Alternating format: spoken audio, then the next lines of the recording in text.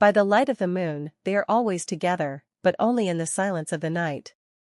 Deep in the heart of the enchanted forest, where the trees whispered secrets and the winds carried ancient songs, there was a place known only to a few, a secret grove bathed in the pure light of the moon. It was said that the stars themselves guided lost souls to this place, though most had forgotten it existed. But for one lonely soul, the forest would soon reveal a love as ancient as time itself. Aisling was a simple girl, one who grew up in the village at the edge of the forest.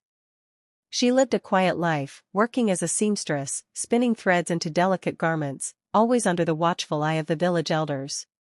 Yet, every night, she would sneak out, drawn to the forest by a feeling she couldn't explain, something calling her from the shadows.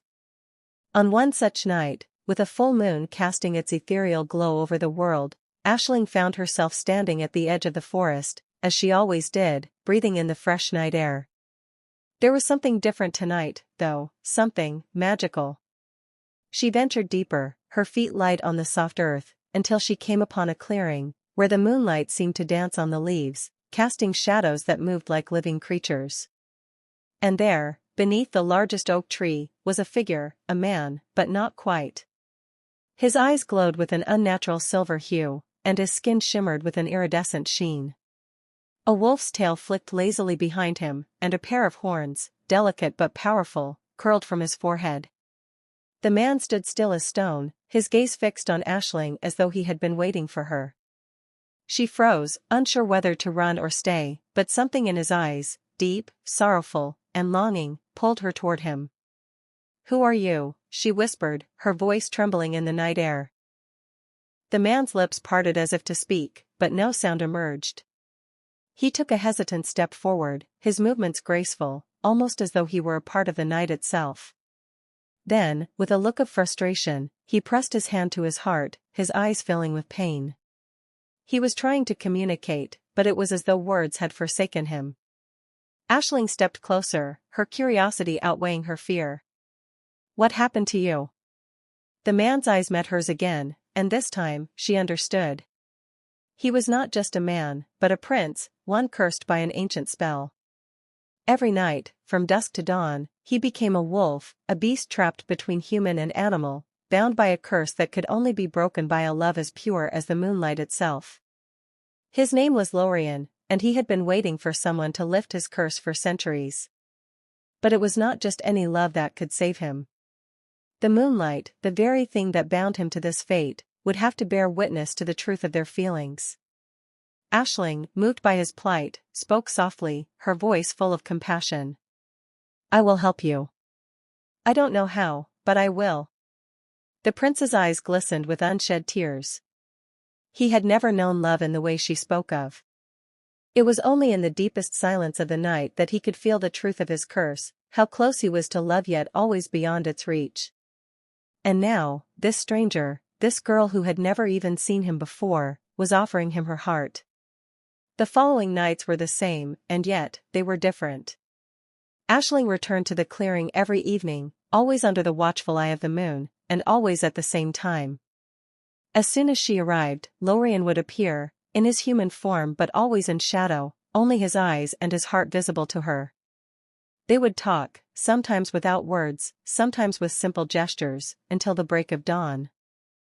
And though they could never truly touch, never truly bridge the gap between their worlds, something beautiful was growing between them. A connection, fragile but real, formed in the stillness of the night.